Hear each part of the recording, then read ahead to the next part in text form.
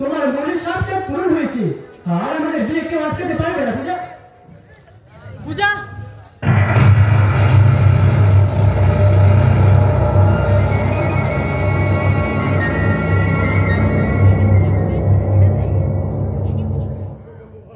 তুমি কি করলে? পূজা, তুমি কি করলে?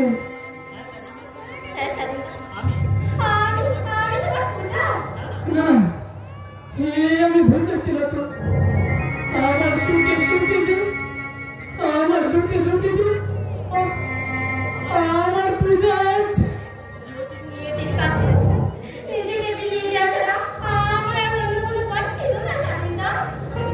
তুমি কি করলে? পূজা, তুমি কি করলে? কেন কেন তোমার আমার মৃত্যু তুমি নিজে রেখে আনলে? পূজা,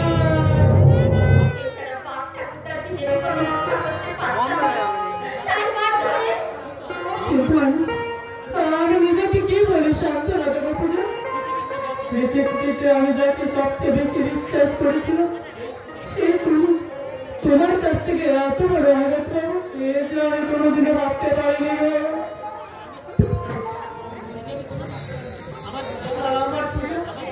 আমার জীবন আকার থেকে খুশি করে আমাকে অন্ধকারে সাগরে নিমজ্জিত করবে এ যে আমি কোনোদিনও ভাবতে পারিনি।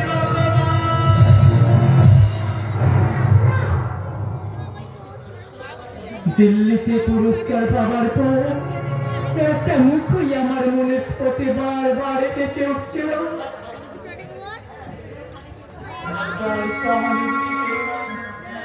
গায়ের এক অখ্যাত শিল্পী, দিল্লির শ্রেষ্ঠ শিল্পীর সম্মানে ভূষিত, যার সুনাম লোকে মুখে মুখে ছড়িয়ে পড়ল।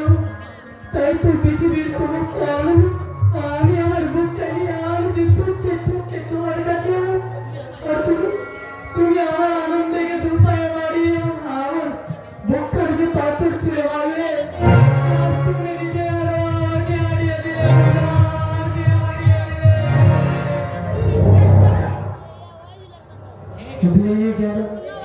ভেঙে গেল আমার স্বপ্নের খেলাঘর, ডুবে গেল আমার হৃদয় আকাশের আমার জীবনে করছে গেলে ভালো আমার জীবনের রাশি রাশি আজ মুঠো মুঠো ভুল হয়ে ধরা দিল। আজ শুধু আমার একটা কথাই মনে হয়, যে কাল সে চিরকাল কাজ হয়ে থাকে। কালের জীবনে কখনো সুখের সূর্য উদয় হয় না। আমি মা মূর্খ, তাই আকাশের চাঁদ ধরতে গিয়েছিলাম, বিনিময়ে কি পেলাম? এক রাশ হতাশা আর বুক বলা হাহাকার।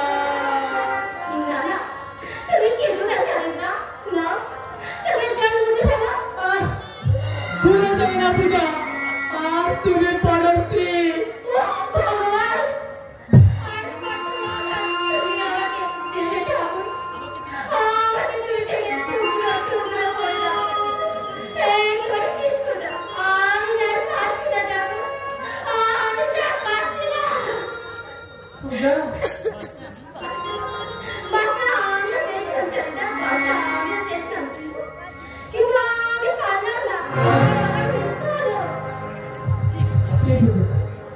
আজকের শুভ দিনে চোখে জল পড়তে আছে। একজনের শেষ হয় তো আরেকজনের শুরু হয়। নদীর এক কুল ভাই তো আরেক কুল ভাই, তাই বলে নদীর গতিক্রম করে থেকে থাকে মানুষের জীবন ঠিক সেরকম।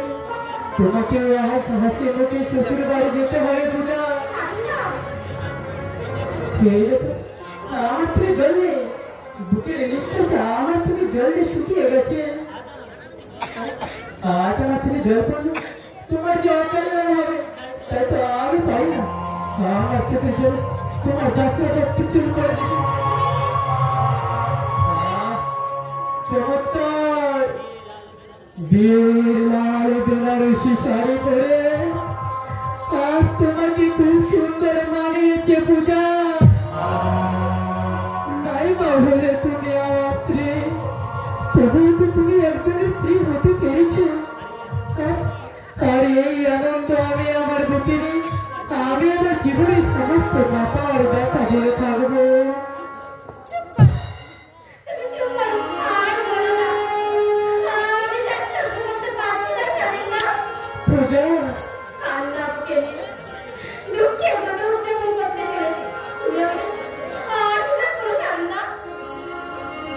আশীর্বাদ করে পূজা, সংসার তোমার কাছে সুখের হয়ে ওঠো, তোমাদের নব জীবনে দাম্পত্য জীবন মধুময় হয়ে ওঠো। অনেক বড় স্বাধীনতা তোমার জীবনের মুক্তিমান অভিশাপে আমি তোমার জীবনকে জ্বালিয়ে পুড়িয়ে ছাই করে দিয়ে গেলাম। আমাকে তুমি ক্ষমা করে চাই না, ক্ষমা করো। তোমার কি অনেক কিছু বলার ছিল স্বাধীনতা, কিন্তু আমার আর কিছু বলার হলো না। পূজা, আছে দুজনার দুটি পথ গো, দুটি দিকে গেছে দেখে।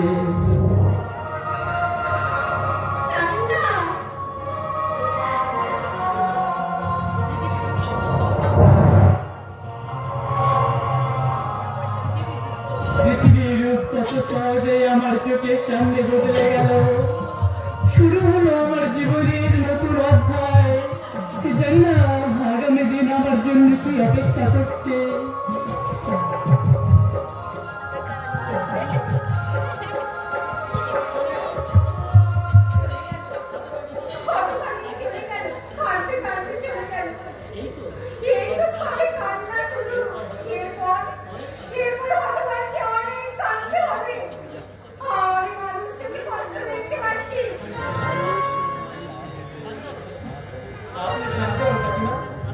আপনি শান্ত হন।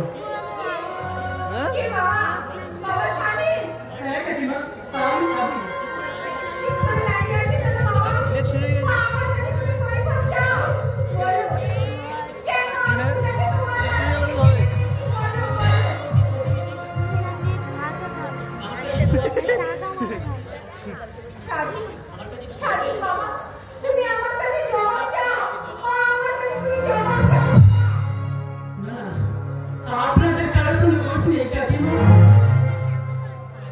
এতটুকু অভিযোগ আমি কারো প্রতি করবো না।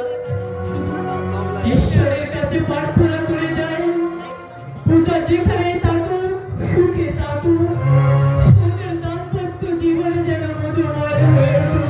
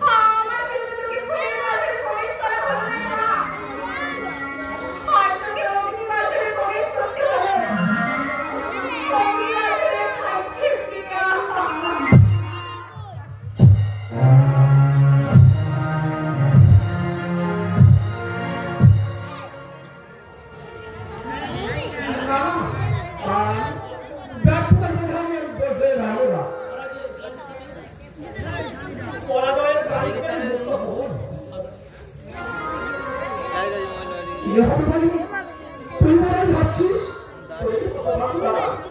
ভুলে গেছিস?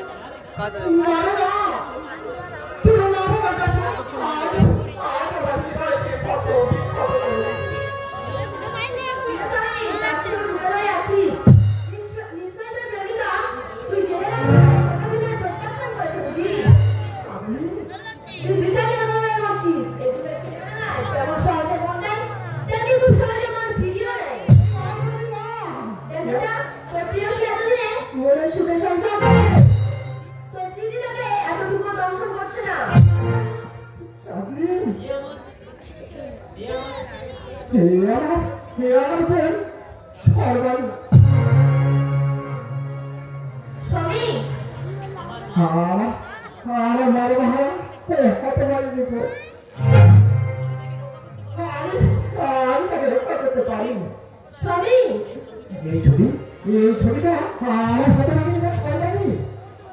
এই দেখ, আমি না জেনেই তোকে আঘাত করে দিয়েছি। তুই আমার ক্ষমা করে দে স্বামী, ক্ষমা করে দে। তুমি আমার কাছে ক্ষমা চাইছো কারণে? হ্যাঁ চাইছি, জীবনের এই প্রথমবার 4 বছর ধরে ক্ষমা চাইছি। জানিস, সরকারি শুধু তোর একার ভুল নয়, আমারও ভুল।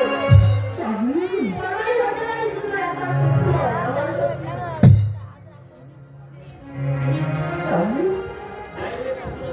বাইরে কথা বলি, অন্তরের কথা আমি আজ বসে বলতে পারিনি।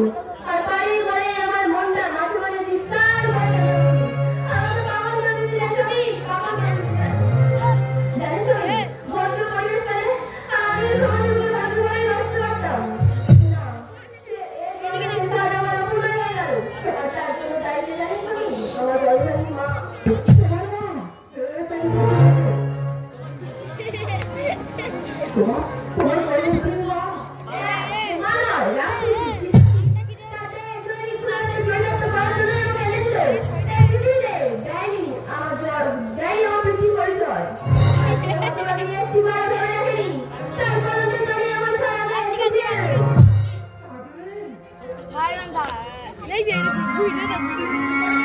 আশ্রমে মানুষ হয়েছি, তখন মনে হতো আশ্রমের পাঁচিল টপকে পালিয়ে এই আমার পৃথিবী আমার বুকে রেখে দেবে।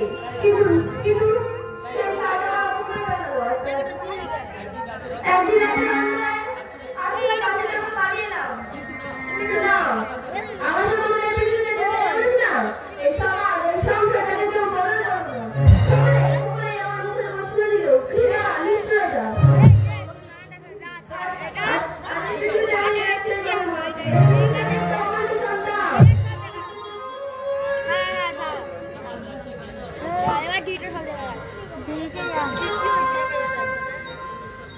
ঈশ্বর, তোমার কাছে কেন এত অনিয়ম, কেন এত পাপাচার?